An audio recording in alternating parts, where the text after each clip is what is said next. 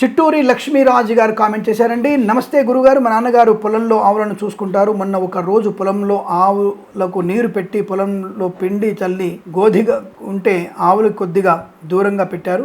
అంత ఆవు ఆ బకెట్ లాక్కొని తినేసింది, చనిపోయింది గురుగారు.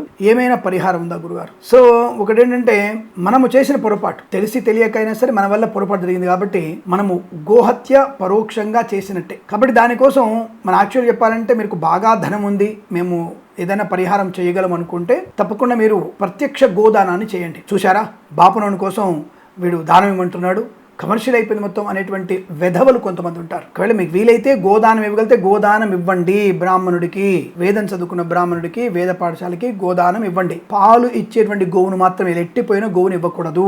లేదండి ఇవ్వలేము, ఒక వెండి గోవును కొనుక్కొచ్చి వెండి గోవును దానంగా ఇవ్వండి. అమ్మో వెండి ఇప్పుడు 5 లక్షల కిలో ఉంది స్వామి, మా వల్ల కాదు, దానికి 200 గ్రాములు అవుతుంది, అది కూడా ఇవ్వలేము స్వామి, ఇంకేదైనా మార్గం చెప్పండి. ఒక బియ్యపు పిండితో గోవును తయారు చేసి ప్రత్యక్షంగా ఆ గోవు రూపాన్ని, గోబింబాన్ని, గోవు రూపుని బ్రాహ్మణుడికి దానంగా ఇవ్వండి.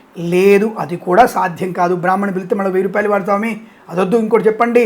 అందుకని మన ఛానల్ని సబ్స్క్రైబ్ చేసుకుంటే ఇలాంటి ధర్మ సందేహాలు తెలుస్తాయి మీకు. తప్పకుండా వెంటనే ఛానల్లో సబ్స్క్రైబ్ చేయించండి, 10 మంది సబ్స్క్రైబ్ చేయించండి. అది కూడా చేయలేకపోతే ఏం చేయాలి అంటే, కళ్ళు మూసుకొని గోదావరి తీరంలో కానీ, కృష్ణా తీరంలో కానీ, శ్రీశైల మహాక్షేత్రంలో ఉన్నట్టుగా మిమ్మల్ని మీరు భావించుకొని, మీరు ధర్మపత్ని సమేతంగా ఒక మంచి గోవుని, ఉదయం సాయంత్రం 10 లీటర్లు గోవిస్తున్నటువంటి ఆవుని, బలమైనటువంటి ఆవుని ఆ యొక్క కృష్ణానది తీరంలో, గోదావరి తీరంలో మంచి బ్రాహ్మణుడికి, వేద పండితుడికి దానం ఇస్తున్నట్టుగా ధ్యానం చేయండి.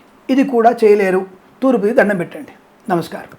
శుభమస్తు, ఆనంద సిద్ధిరస్తు.